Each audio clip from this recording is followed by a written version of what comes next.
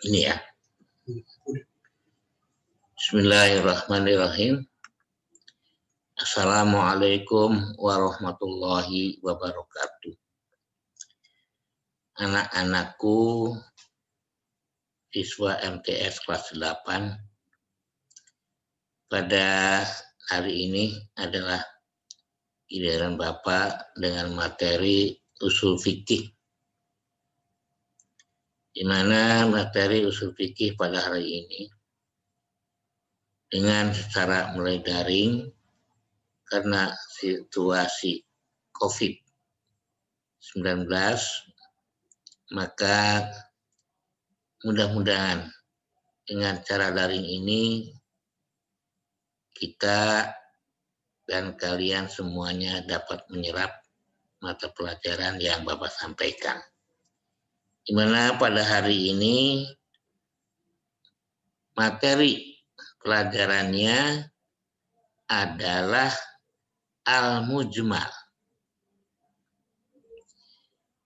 Mujmal secara bahasa artinya mubham. Mubham yang berarti bermakna samar atau masih tidak jelas. Maka oleh karena itu, ya secara bahasa tadi tidak jelas. Oleh karena itu, secara istilah bahwa mujmal adalah huwa, ya, al-mujmalu huwa ma yaftakiru ilal bayani. Mujmal ialah sesuatu. Sesuatu ini yang dimaksud adalah kalimat atau lafaz yang terdapat di dalam Al-Quran atau yang ada di dalam hadis ataupun di dalam atau di suatu tempat yang lainnya bahasa, di mana ma yaftakiru ilal bayan. Lafaz-lafaz baik yang tertulis maupun yang diucapkan itu masih belum jelas. Maka oleh karena itu memerlukan penjelasan. Jadi sekali lagi bahwa kalimat mujmal adalah suatu kalimat yang belum jelas, dan kalau ingin jelas maka diperlukan suatu penjelasan yang disebut bayan.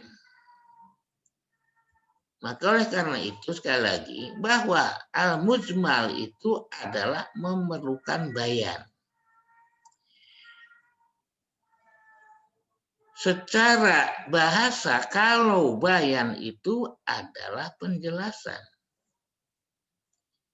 Secara istilah al-bayanu ikhraju syai'i min haizil iskali ila haizit tajalli. Bahwa yang namanya bayan adalah mengeluarkan sesuatu dari keadaan yang sulit kepada keadaan yang terang. Maksudnya mengeluarkan suatu lafaz yang memiliki makna yang sulit menjadi makna yang lebih jelas dengan sesuatu penjelasan. Nah, contoh seperti di dalam Al-Quran, wa aqimus sholata, dirikanlah sholat, Wa atuz zakata, tunaikan atau bayarkan zakat. Wa atimul hajja, sempurnakanlah haji. Di sini kalimat aqimus sholata, dirikanlah sholat. Suatu bentuk perintah untuk melakukan sholat. Wa atuz zakata, dan suatu perintah untuk mengeluarkan zakat. Juga wa atimul hajja, sempurnakanlah ibadah haji. Kita belum jelas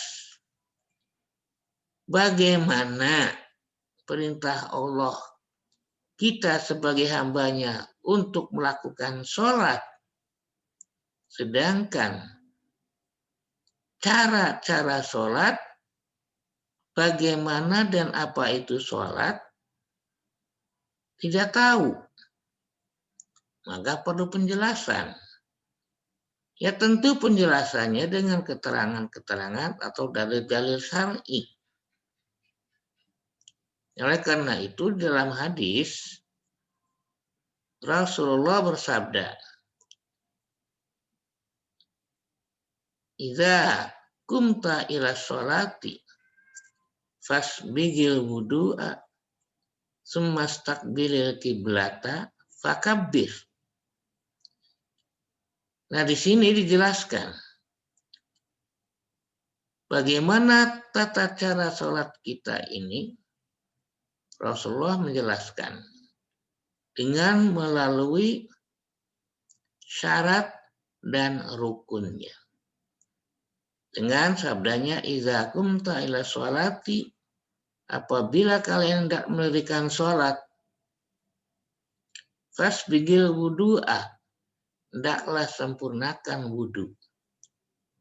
Summa staqbilil kiblata, kemudian menghadap kiblat. Ini merupakan syarat untuk melakukan sholat, yaitu wudu dan menghadap kiblat. Kemudian bagaimana sholatnya? Ya tentu sholat adalah rukunnya, dimulai dengan takbir dan diakhiri dengan taslim. Untuk lebih jelas, diperintahkan untuk takbir, takbirnya bagaimana? Dan di sini fakabbir, bertakbirlah dengan arti takbiratul ihram. Berarti kita takbir sudah memasuki sholat. Hanya saja bagaimana kita cara takbirnya. Maka itulah dijelaskan oleh Rasulullah, apabila kalian bertakbir, hendaklah kalian angkat kedua tangan sehingga rata dengan bahu. Nah ini, itu suatu penjelasan.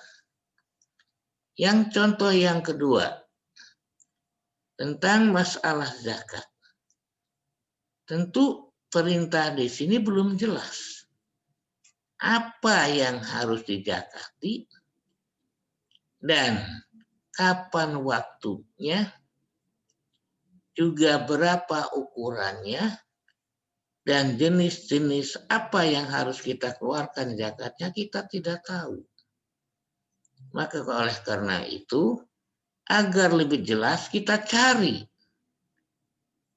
keterangan-keterangan yang bisa mengeluarkan sesuatu yang belum jelas pada awalnya, akhirnya sudah jelas, yaitu tentunya berdasarkan dalil-dalil syar'i, di mana ada aturan tentang masalah tata cara mengeluarkan zakat.